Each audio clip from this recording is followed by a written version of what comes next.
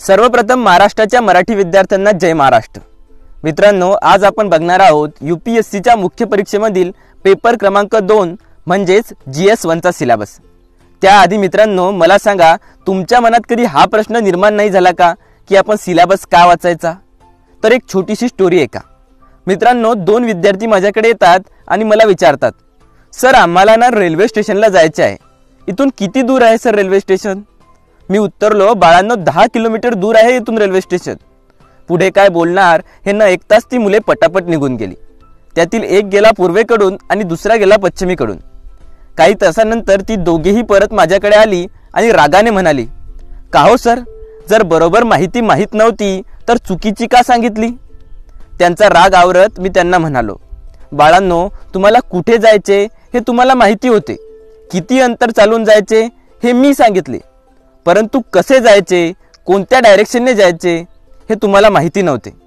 हे मी तुम्हाला सांगणारच की तुम्हाला कोणत्या डायरेक्शनने जायचे आहे, तुम्ही माझं न ऐकताच निघून गेले। बघा मित्रांनो, तुम्हाला सर्वांना माहिती आहे की तुम्हाला यूपीएससीची परीक्षा द्यायची आहे, त्यासाठी किती तास, किती महिने, किती वर्ष अभ्यास करायचा आहे हेही तुम्हाला माहिती आहे, परंतु तुम्हाला काय अभ्यास करायचा, काय नाही करायचा, काय वाचायचं आहे आणि काय नाही वाचायचं हे माहिती नसतं। म्हणजे तुम्हाला डेस्टिनेशन तर माहिती असतं पण डायरेक्शन माहिती नसते, आणि ही डायरेक्शन देण्याचं काम सिलेबस करत असतो। जर तुमचं डेस्टिनेशन यूपीएससी असेल तर तुमची डायरेक्शन सिलेबसच असायला हवी। सिलेबस तुम्हाला सांगतो की तुम्ही कोणती पुस्तके वाचली म्हणजे तुम्ही IAS बना। मित्रांनो, यूपीएससी देणाऱ्या जवळजवळ 50% विद्यार्थ्यांना सिलेबसच माहिती नसतो आणि म्हणून ते परीक्षा पास होऊ शकत नाही। चला तर आता यूपीएससीच्या मुख्य परीक्षेमधील पेपर क्रमांक 2 म्हणजेच GS1 चा सिलेबस बघूया। तर मित्रांनो, या पेपरच्या सिलेबसमध्ये एकूण 12 मुद्दे आहेत। या 12 मुद्द्यांना आपण 4 पार्टमध्ये डिवाइड करू, म्हणजे ते आपल्याला समजायला सोपे जातील। First part, Indian art and culture, भारतीय कला आणि संस्कृती। सेकंड पार्ट, हिस्ट्री, इतिहास। Third part, Indian society, Bharatiya Samaj. Fourth part, geography म्हणजेच भूगोल। तर मित्रांनो, आपल्या या पेपरचं नाव आहे Indian heritage and culture, history and geography of the world and society, भारतीय वारसा आणि संस्कृती, जगाचा इतिहास आणि भूगोल आणि समाज।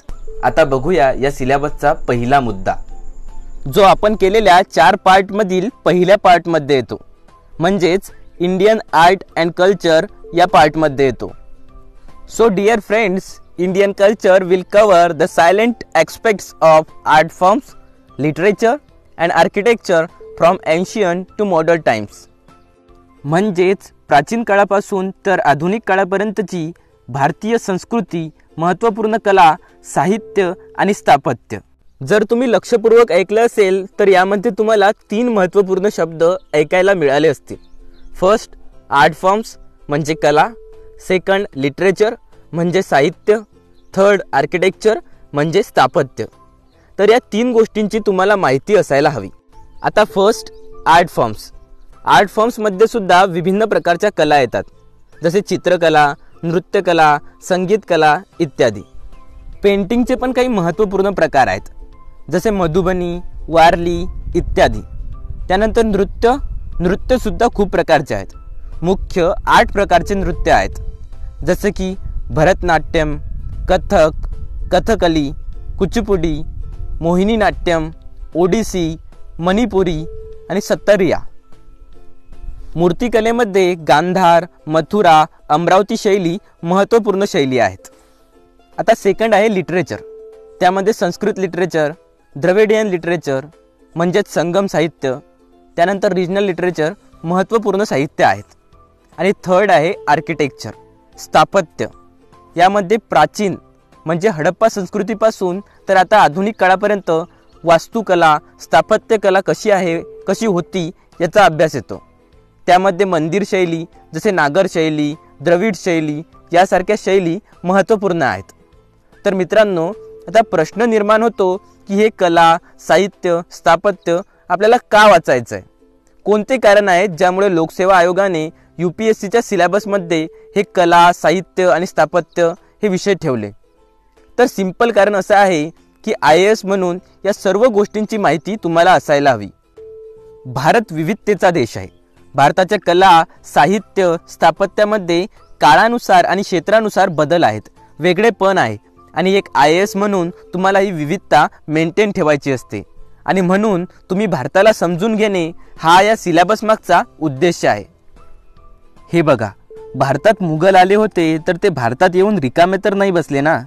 त्यांनी खूप साऱ्या इमारती बांधल्या, साहित्य लिहिले, पेंटिंग्स केल्या, ज्यांना आपण मुघल चित्रकारी म्हणतो. ताजमहल, लाल किल्ला, जामा मस्जिद यासारख्या भव्य इमारती त्यांनी बांधल्या. UPSCच्या परीक्षेमध्ये असाही प्रश्न येऊन गेला आहे की मध्ययुगीन काळातील उत्तरेकडील इमारती आणि दक्षिणेकडील इमारती यांच्यात फरक स्पष्ट करा. त्यानंतर सिंधू नदी संस्कृतीमधील स्थापत्याचे वर्णन करा. दरवर्षी आर्ट अँड कल्चर या टॉपिकवर UPSC मध्ये प्रश्न येतो म्हणजे येतोच. मित्रांनो, खरोखर मनापासून UPSC करत असाल तर UPSCचा सिलेबस तोंडपाठ असू द्या. कारण जेव्हा सिलेबस समजतो तेव्हा 50% UPSCचा प्रवास पूर्ण झालेला असतो. इतका इम्पॉर्टंट आहे UPSCचा सिलेबस. जेव्हा तुम्ही न्यूजपेपर वाचतात तेव्हा समजा एखादा वुमन रिलेटेड टॉपिक तुम्ही वाचला, त्यावेळेस लगेच तुमच्या माइंडमध्ये क्लिक होतं की हा तर GS1चा टॉपिक आहे, फिमेल रिलेटेड टॉपिक आहे. जेव्हा तुम्ही न्यूजपेपर वाचताना मुद्द्यांना GS1, GS2, GS3 असं लिहायला सुरुवात करणार ना, तेव्हा समजून घ्या तुम्ही UPSCच्या लिस्टमध्ये स्वतःचे नाव कोरायला सुरुवात केली आहे. चला तर आता सिलेबसचा सेकंड पार्ट बघूया, जो आहे हिस्ट्री, इतिहास. तर या पार्टमध्ये पहिला महत्त्वपूर्ण मुद्दा आहे modern Indian history from about the middle of the 18th century until the present. Significant events, personalities and issues. 1750 पासून ते आतापर्यंत आधुनिक भारताचा इतिहास. यामध्ये काय विचारतात ते बघूया. तर फर्स्ट, सिग्निफिकन्स म्हणजे महत्त्व विचारत आहेत. सेकंड, इव्हेंट्स म्हणजे महत्त्वपूर्ण घटना विचारत आहेत. थर्ड, या घटनांमध्ये कोणकोणत्या महत्त्वपूर्ण पर्सनॅलिटीज होत्या ते विचारत आहेत.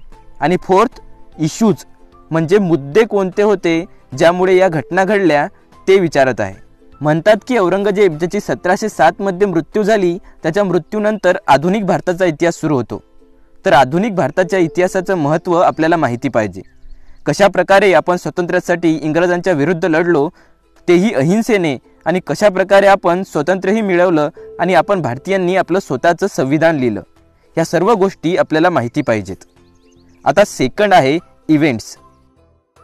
मित्रांनो, जर गांधी असहयोग आंदोलनपर्यंत पोहोचतात तर गांधी दक्षिण आफ्रिकेवरून परतही येतात.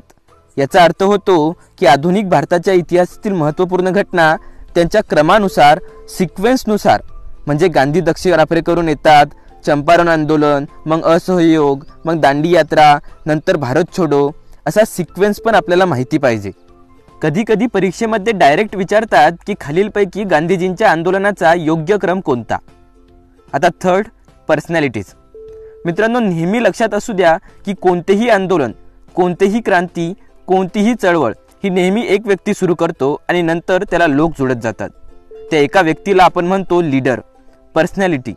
आणि पर्सनॅलिटीजची नेहमी एक विचारधारा असते, त्यांचे आपले काही विचार असतात. म्हणजे तुम्हाला गांधीला नाही वाचायचं, गांधीजींच्या विचारांना वाचायचं आहे.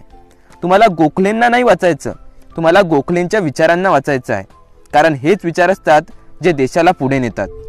आता बघा, गांधी म्हणायचे ग्राम स्वराज्य असले पाहिजे, तर नेहरू म्हणायचे नाही, देशात मोठ्या मोठ्या फॅक्टरीज असल्या पाहिजेत, कंपन्या असल्या पाहिजेत. अशा प्रकारे तुम्हाला आधुनिक भारताच्या इतिहासातील इम्पॉर्टंट पर्सनॅलिटीज, मग त्या कोणत्याही राज्यातल्या असू शकतात, माहिती असल्या पाहिजेत. आता फोर्थ इम्पॉर्टंट पॉईंट आहे इश्यूज, मुद्दे. तर मित्रांनो, मुद्द्याची एक खासियत असते, ते भूतकाळातही असतात, वर्तमान काळातही आहेत आणि भविष्य काळातही असतात. फॉर एक्झाम्पल, हिंदू मुस्लिम एकता नाही सांभाळू शकले, मग काय झालं, विभाजन. आणि आजही आपल्या भारतात हिंदू मुस्लिम मुद्दा असतोच. त्यावेळेसही शेतकरी आत्महत्या करायचे, आजही शेतकरी आत्महत्या करत आहेत. तर मित्रांनो, इश्यूज, मुद्दे त्यावेळेस काय होते, आज काय आहेत, हे तुम्हाला माहिती पाहिजे. चला तर आता सिलेबसच्या 12 मुद्द्यांपैकी तिसरा मुद्दा बघूया. The freedom struggle, its various stages and important contributors from different parts of the country. म्हणजेच स्वतंत्रता संघर्षाचे टप्पे. तर टप्प्यांमध्ये काय असते, तर एका टप्प्यानंतर आपण पुढे जात असतो. उदाहरणार्थ 1857, मग धीरे धीरे टप्प्यानंतर टप्पे भारत छोडो आंदोलनपर्यंत, अशा प्रकारे आपल्याला अभ्यास करायचा आहे. यानंतर आहे स्वतंत्रता संघर्षामध्ये कोणी कोणी योगदान दिले. हे योगदान देणारे नेते देशातल्या कोणत्या भागातील होते आणि त्यांचे योगदान काय होते. उदाहरणार्थ स्वतंत्रता संघर्षामध्ये जर एखादी महिला सहभागी असेल तर तिच्यावर प्रश्न येणार म्हणजे येणारच. आता स्वतंत्रता संघर्षामध्ये काही लोक असेही होते ज्यांनी भारतात राहून, तर काहींना भारतात राहता आले नाही, त्यांनी भारताबाहेर राहून स्वतंत्रता संघर्षामध्ये योगदान दिले. चला तर आता सिलेबसच्या 12 मुद्द्यांपैकी चौथा मुद्दा बघूया. Post independence consolidation and reorganisation within the country. Consolidation म्हणजे एकत्रीकरण आणि रिऑर्गनायझेशन म्हणजे पुनर्संघटन. तर मित्रांनो, इंग्रज जेव्हा आपल्या देशाला सोडून गेले तेव्हा ते विभाजन करून गेले. राजे रजवाडे जे होते त्यांना पण मोकाट करून टाकलं. तुम्ही कधी बघितलं असेल की जेव्हा एखाद्या सांडबैलाला मोकाट सोडता तेव्हा तो किती उद्ध्वंस करतो. तशी स्थिती आपल्या देशाची करून इंग्रज निघून गेले होते. तर म्हणून आपण भारत देशाला कशा प्रकारे मजबूत केले, पुन्हा राजे राजवाड्यांना कशा प्रकारे देशात सामील केले, या सर्व विषयांचा अभ्यास यामध्ये आपल्याला करावा लागेल.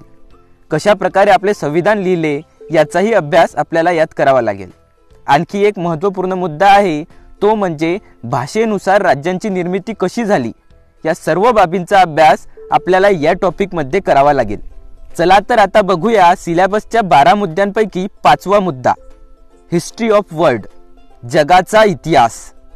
It includes events from 18th century such as industrial revolution, world wars, redrawing of national boundaries, colonization, decolonization, political philosophies like communism, capitalism, socialism, etc. Their forms and effects on society. पहिली गोष्ट ही आहे की आपण जगाचा इतिहास का वाचायचा. तर भावांनो, इंडिया हा जगाचा एक पार्ट आहे आणि जगात घडणाऱ्या घटना ह्या भारताला प्रभावित करत असतात. आता बघू की आपल्याला जगाच्या इतिहासामध्ये सुद्धा काय काय वाचायचं आहे. तर 18व्या शतकापासून पुढे जगात ज्या ज्या महत्त्वपूर्ण घटना घडल्या त्यांचा अभ्यास आपल्याला जगाच्या इतिहासात करायचा आहे. जसे की फर्स्ट, इंडस्ट्रियल रिव्होल्यूशन, औद्योगिक क्रांती. हे कसं झालं, तर स्टीम इंजिन, वाफेच्या इंजिनाचा शोध लागला. हा जेम्स वॅट याने लावला. याने सांगितले की मानव शक्तीपेक्षाही काही शक्तिशाली असेल तर ती आहे वाफेची शक्ती.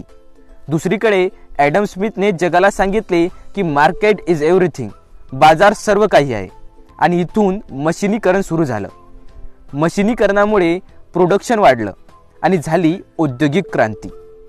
प्रोडक्शन जेव्हा वाढते तेव्हा विविध देश त्यांच्या प्रोडक्टला विकायला विविध बाजार शोधतात, देश शोधतात.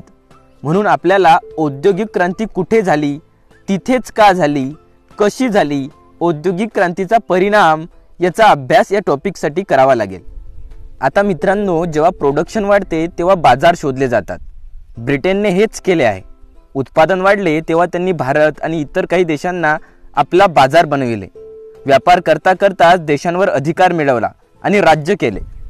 इथे मधात एक गोष्ट तुम्हाला सांगतो मित्रांनो, UPSC जर करायची असेल तर वाचा कमी आणि विचार जास्त करा. म्हणजे असं का घडलं, कुठे घडलं, परिणाम काय, कारण काय, अशा प्रकारे. मित्रांनो, औद्योगिक क्रांती झाली म्हणून उत्पादन वाढलं. उत्पादन वाढलं म्हणून बाजार शोधले गेले. बाजार शोधताना ज्या देशात आपला माल विकायचा आहे त्या देशाच्या काही इम्पॉर्टंट व्यक्तींसोबत संपर्क करण्यात आले आणि मग अशा प्रकारे त्या देशांवर राज्य करण्यात आले. यालाच आपण कोलोनायझेशन असे म्हणतो. जेव्हा देश कोलोनाइज झाले, औपनिवेशिक झाले, तेव्हा त्या देशातील लोकांनी स्वातंत्र्यासाठी संघर्ष केला आणि देश स्वतंत्र झाले.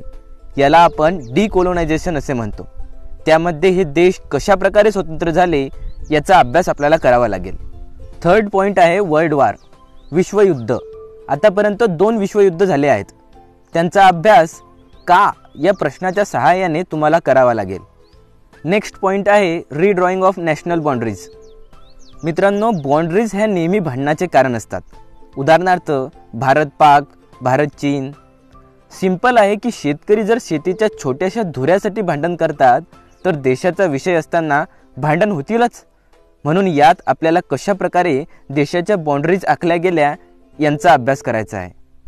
यानंतरचा पॉईंट आहे political philosophies like communism, capitalism, socialism etcetera, their forms and effects on society. हे खूप इम्पॉर्टंट आहे. तर मित्रांनो, कॅपिटलिझम, सोशलिझम, कम्युनिझम ह्या विचारधारा आहेत आणि नेहमी लक्षात असू द्या की विचारधारा ह्या जनतेला घेऊन चालत असतात. जर तुम्ही एखादी विचारधारा ॲक्सेप्ट करता तर तुम्ही त्या विचारधारेसाठी मरायला सुद्धा तयार असतात. आता आपल्याला ह्या पॉलिटिकल आयडिओलॉजी बघायच्या आहेत. आपण कॅपिटलिझमबद्दल बोलायचं तर कॅपिटलिझमचा अर्थ होतो पुंजीवाद, भांडवलशाही. याची फिलॉसॉफी आहे मॅक्झिमम फ्रीडम, अत्याधिक स्वातंत्र्य. मग ते व्यक्तीचं स्वातंत्र्य असो, सरकारचं स्वातंत्र्य असो किंवा बाजाराचं स्वातंत्र्य असो. तर अशा प्रकारे आपल्याला कॅपिटलिझम या विचारधारेचा अभ्यास करायचा आहे. कॅपिटलिझम म्हणजे काय आणि त्यांचे समाजावर प्रभाव कोणते या प्रश्नांची उत्तरे तुम्हाला या टॉपिकमध्ये शोधावी लागतील. आता दुसरी विचारधारा आहे सोशलिझम, समाजवाद. यामध्ये मॅक्झिमम इक्वॅलिटी म्हणजे अत्याधिक समानतेला महत्त्व दिले जाते. आता बघा ना, कॅपिटलिझममध्ये भांडवलशाहीमध्ये अत्याधिक स्वातंत्र्य आहे. म्हणजे ज्या व्यक्तीमध्ये क्षमता आहे तो अत्याधिक श्रीमंत होऊ शकतो आणि ज्याच्यामध्ये क्षमता नाही तो काय करणार, तर तो गरीब बनून राहतो. यामुळे असमानता निर्माण होते, गरीब श्रीमंत अशी, आहेरे वर्ग नाहिरे वर्ग अशी. आणि मी तुम्हाला माझ्या NCERTच्या व्हिडिओमध्ये सांगितले आहे की असमानता ही शोषण करते आणि म्हणूनच उदय होतो एका नव्या विचारधारेचा, जिला आपण समाजवाद असे म्हणतो. यामध्ये तुम्हाला कार्ल मार्क्स या डॅशिंग व्यक्तीचा अभ्यास करावा लागेल. मित्रांनो, एक छोटीशी स्टोरी आहे का. दोन लहान भाऊ असतात. एकदा त्यांच्या घरी पाहुणे येतात. ते जाताना एकाला 50 रुपये देऊन जातात आणि दुसऱ्याला 100 रुपये देऊन जातात. ज्याला 50 रुपये मिळतात तो रडायला लागतो आणि म्हणतो, दादाला 100 रुपये दिले आणि मला 50च दिले, असं कसं काय. आता काय होते, त्यांची आई येते, दोघांकडूनही पैसे घेते आणि दोघांना 75-75 वाटून देते. हा जो आईचा रोल आहे हा समाजवादामध्ये सरकारचा पार्ट असतो.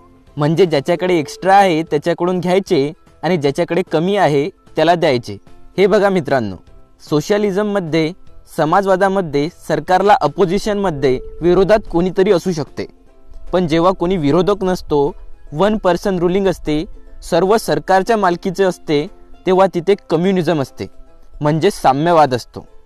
तर भावांनो, तुम्हाला काय करायचं आहे, तर या तिन्ही फिलॉसॉफीजमध्ये फरक काय आहे, त्यांचे फायदे तोटे काय आहेत, त्यांचा समाजावर प्रभाव काय आहे, या सर्व प्रश्नांची उत्तरे तुम्हाला शोधायची आहे.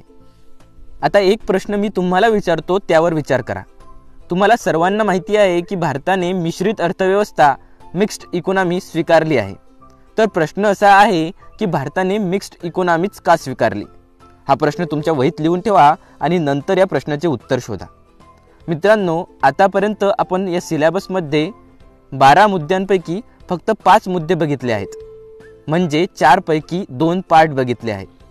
चला तर आता बघूया part 3, Indian society, Bharatiya Samaj.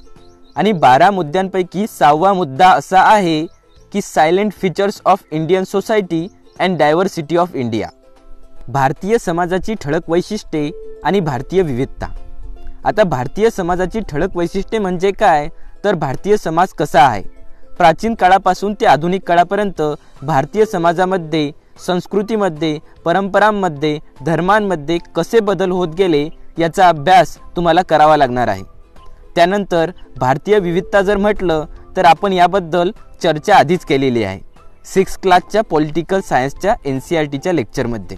आता 12 मुद्द्यांपैकी 7वा मुद्दा असा आहे की role of women and women's organisation, population and associated issues, poverty and development issues, urbanisation, their problems and remedies. चलो अब इसको टुकड़ों टुकड़ों में बांटते हैं. First, role of women and women's organisation, महिला आणि महिला संघटनांची भूमिका. तर मित्रांनो, इथे आपल्याला सर्वप्रथम समजून घ्यावं लागेल की आपल्याला महिला आणि महिला संघटनांचा अभ्यास का करायचा आहे. तर भावांनो, आपण भारतीयांनी वर्षानुवर्षे महिलांना बंधनामध्ये ठेवले आहे आणि त्यांच्यावर पुरुष प्रधान संस्कृती लादली। त्यामुळे स्त्री पुरुष असमानता निर्माण झाली आणि तुम्हाला तर माहिती आहे, जेथे असमानता असते तिथे शोषण होते आणि जेव्हा शोषण होते ते शोषण जेव्हा सीमेपलीकडे जाते तेव्हा उठाव होतात। उठावांसाठी आवश्यकता असते संघटनांची। बघा, मला सांगा, जर बैलगाडीचं एक चाक काढलं तर बैलगाडी चालेल का? नाही ना।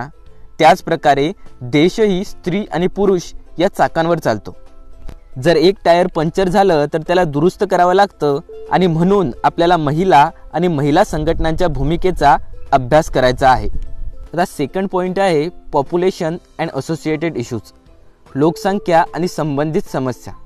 तर भाई लोक, तुम्हाला तर माहिती आहे की इंडियाचा लोकसंख्येच्या बाबतीत चीन नंतर दुसरा क्रमांक आहे आणि लोकसंख्येचे काही फायदे असतील तर तिच्या समस्या सुद्धा आहेत आणि त्यांचा अभ्यास आपल्याला या पॉइंटमध्ये करायचा आहे। थर्ड आहे पॉवर्टी अँड डेव्हलपमेंटल इश्यूज, दारिद्र्य आणि विकासात्मक समस्या। मित्रांनो, तुम्ही बघितलं असेल की सिलेबसमध्ये इश्यूज आणि इव्हेंट्स शब्द वारंवार आले आहेत। यावरून हे आपण समजले पाहिजे की इश्यूज आणि इव्हेंट्स किती महत्त्वपूर्ण आहेत ते। मित्रांनो, इश्यूजचा अर्थ होतो मुद्दे आणि मुद्दे भूतकाळातही असतात, वर्तमान काळातही असतात आणि भविष्य काळातही असतात। उदाहरणार्थ शेतकऱ्यांचा मुद्दा। आणि इव्हेंट्स हे ॲब्सोल्यूट असतात, म्हणजे कोण मेलं, कोण जन्मलं, कोण जिंकलं इत्यादी। तर आपल्याला पॉवर्टी म्हणजे काय, दारिद्र्याची कारणे कोणती, त्यावर सरकारने केलेले उपाय इत्यादीचा अभ्यास करायचा आहे। यानंतर आहे डेव्हलपमेंटल इश्यूज, विकासात्मक समस्या। उदाहरण घेऊन बघूया। नदीवर डॅम बनवला जातो, तर हे डॅम बांधणे हे विकासात्मक कार्य आहे ना? हो आहे, पण जेव्हा डॅम बांधला जातो तेव्हा कितीतरी लोकांना एका ठिकाणाहून दुसऱ्या ठिकाणावर स्थानांतरित केलं जातं, त्याच्या जमीन पाण्याखाली निघून जातात, पूर येतात। तर अशा प्रकारच्या अन्य विकासात्मक समस्यांचा आपल्याला या टॉपिकमध्ये अभ्यास करावा लागेल। फोर्थ आहे urbanisation, their problems and remedies, शहरीकरण, त्यांच्या समस्या आणि उपाय। तर यामध्ये तुम्हाला शहरीकरण म्हणजे काय, त्यामुळे निर्माण होणाऱ्या समस्या कोणत्या, त्या समस्यांवर उपाय काय, या प्रश्नांची उत्तरे या टॉपिकमध्ये जाणून घेणे आवश्यक आहे। चला तर आता आपण बघूया 12 मुद्द्यांपैकी 8वा मुद्दा आणि इम्पॉर्टंट मुद्दा, effects of globalisation on Indian society, भारतीय समाजावर जागतिकीकरणाचे परिणाम। या टॉपिकवर दरवर्षी पेपरमध्ये प्रश्न असतो, जसे की महिलांवर जागतिकीकरणाचे परिणाम सांगा, छोट्या व्यापाऱ्यांवर जागतिकीकरणाचे परिणाम सांगा, संस्कृतीवर जागतिकीकरणाचे परिणाम सांगा, विवाह पद्धतीवर जागतिकीकरणाचे परिणाम सांगा। अशा प्रकारचे प्रश्न या टॉपिकमधून विचारले जातात। चला, यानंतर आपण बघूया 12 मुद्द्यांपैकी 9वा मुद्दा, social empowerment, communalism, regionalism and secularism, सामाजिक सशक्तीकरण, जातीयवाद, प्रादेशिकतावाद आणि धर्मनिरपेक्षता। चला आता एक एक करून बघूया। फर्स्ट, सोशल एम्पॉवरमेंट, सामाजिक सशक्तीकरण। मित्रांनो, समाजातील काही भाग हा सामाजिक, आर्थिक, राजकीय दृष्ट्या मागासलेला असतो, त्याला सशक्त करणे आवश्यक असते, म्हणून प्रत्येक सरकार वेगवेगळ्या योजना आखत असते। तर आपल्याला हा समाजातील मागासलेला भाग आणि त्याला सशक्त करण्यासाठी आखलेल्या योजनांचा आपल्याला या टॉपिकमध्ये अभ्यास करायचा आहे। सेकंड आहे कम्युनलिझम, जातीयवाद। तर मित्रांनो, देशात खूप साऱ्या कम्युनिटी आहेत, समुदाय आहेत, जाती आहेत। प्रत्येक जातीची, समुदायाची आपली एक ओळख असते आणि जेव्हा एखादा समुदाय, एखादी जात आपली ही ओळख दुसऱ्यावर लादायचा प्रयत्न करते किंवा आपली ही ओळख श्रेष्ठ असल्याचे दाखवायचा प्रयत्न करते, तेव्हा जातीयवाद निर्माण होतो। तर आपल्याला या टॉपिकमध्ये जातीयवादाविषयी अभ्यास करायचा आहे। थर्ड आहे रिजनलिझम, प्रादेशिकतावाद। या शब्दातच अर्थ लपलेला आहे, प्रदेश, रिजन। तर कोणत्याही क्षेत्रात राहणाऱ्या लोकांची एक प्रादेशिक अस्मिता असते, ती भाषेबद्दल असू शकते, त्या प्रदेशाच्या क्षेत्राबद्दल म्हणजे भूगोलाबद्दलही असू शकते। जेव्हा एक प्रदेश दुसऱ्या प्रदेशासोबत या कारणांमुळे भांडतो तेव्हा प्रादेशिकतावाद निर्माण होतो। यामध्ये आपल्याला प्रादेशिकतावाद म्हणजे काय, त्याचा परिणाम काय, याचा अभ्यास करावा लागेल। फोर्थ आहे सेक्युलरिझम, धर्मनिरपेक्षता।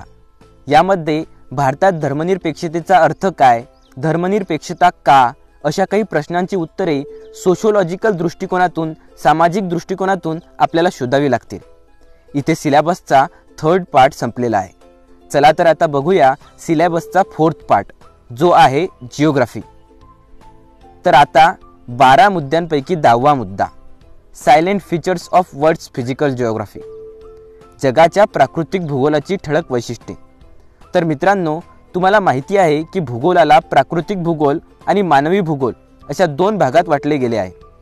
या टॉपिकसाठी आपल्याला प्राकृतिक भूगोलाचा अभ्यास करायचा आहे, ज्यामध्ये शिलावरण, जलावरण, वातावरण, जीवावरण यांचा अभ्यास आपल्याला करावा लागेल. तर आता 12 मुद्द्यांपैकी 11वा मुद्दा, डिस्ट्रीब्यूशन ऑफ की natural resources across the world, factors responsible for the location of primary, secondary and tertiary sector industries in various parts of the world. जगामध्ये मुख्य नैसर्गिक संसाधनांचे वितरण, प्राथमिक, द्वितीयक, तृतीयक क्षेत्रक उद्योग जगाच्या विभिन्न भागात लोकेट होण्यासाठी जबाबदार असलेले घटक. चला तर या मुद्द्याचं आपण ऑपरेशन करूया, त्याचा एक एक तुकडा बाहेर काढू. फर्स्ट आहे डिस्ट्रीब्यूशन ऑफ की natural resources across the world, जगामध्ये मुख्य नैसर्गिक संसाधनांचे वितरण. यात तुम्हाला लक्षात ठेवावं लागेल की कोणत्या क्षेत्रात, कोणत्या देशात कोणती खनिजे सापडतात, ती त्याच देशामध्ये का सापडतात. सेकंड आहे factors responsible for the location of primary, secondary and tertiary sector industries in various part of the world, प्राथमिक, द्वितीयक आणि तृतीयक क्षेत्रक उद्योग जगाच्या विभिन्न भागात स्थापित होण्यासाठी जबाबदार असलेले घटक. तर या टॉपिकची तयारी करत असताना तुम्हाला माहिती पाहिजे की प्राथमिक क्षेत्रक, द्वितीय क्षेत्रक, तृतीय क्षेत्रक उद्योग काय आहेत ते. हे उद्योग स्थापित करण्यासाठी नेमकं रॉ मटेरियल, कच्चा माल काय लागतो, तो कुठे मिळतो आणि याचे बाजार कुठे आहेत. म्हणजेच ओव्हरऑल जबाबदार घटकांचा अभ्यास तुम्हाला करावा लागेल. तर मित्रांनो, आता आपण सिलेबसच्या शेवटच्या पार्टमधील शेवटचा मुद्दा म्हणजे 4थ्या पार्टमधील शेवटचा मुद्दा 12 मुद्द्यांपैकी 12वा मुद्दा बघणार आहोत.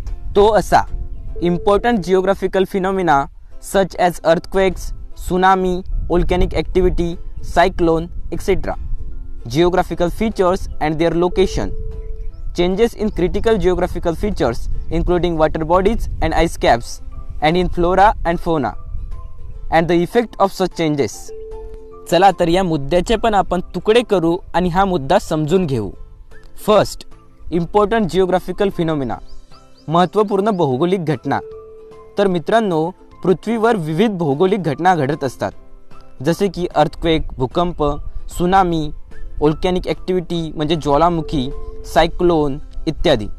तर भावांनो, अशा काही महत्त्वपूर्ण भौगोलिक घटना कशा घडतात, का घडतात, त्यांचे परिणाम मानवावर काय होतात, याचा अभ्यास या टॉपिकमध्ये करावा लागेल. या टॉपिकवर दरवर्षी परीक्षेमध्ये प्रश्न असतो. हा प्रश्न आतापर्यंत तरी करंट न्यूजवर विचारण्यात आला आहे. सेकंड, आता पृथ्वीवर ह्या ज्या भौगोलिक घटना घडतात त्यांचे जिओग्राफिकल फीचर्स म्हणजे भौगोलिक वैशिष्ट्ये काय असतात हे आपल्याला माहिती असणे आवश्यक आहे.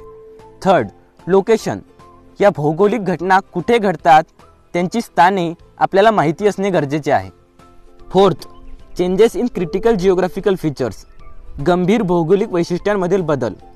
तर मित्रांनो, भौगोलिक वैशिष्ट्ये म्हणजे काय, तर पृथ्वीवर जी वैशिष्ट्ये नैसर्गिकरित्या तयार झालेली आहेत त्यांना आपण भौगोलिक वैशिष्ट्ये म्हणतो.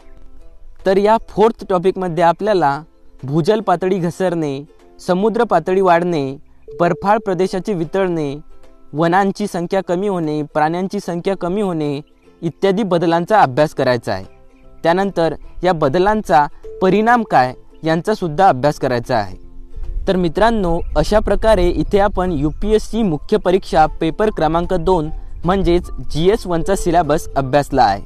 या व्हिडिओला पुन्हा पुन्हा बघा आणि GS1चा सिलेबस तोंडपाठ करा.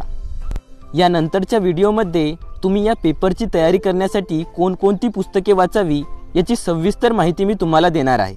जर तुम्ही चॅनलला आतापर्यंत सबस्क्राईब केलं नसेल तर आता करा, कारण सर्व विषयाच्या NCERT तुम्हाला मराठीमध्ये या चॅनलवर बघायला मिळतील. तर मित्रांनो, जब तक न हो सफल नींद चैन को त्यागो तुम, जब तक न हो सफल नींद चैन को त्यागो तुम, संघर्षों का मैदान छोड़कर बद भागो तुम, कुछ किए बिना ही जय जयकार नहीं होती, कोशिश करने वालों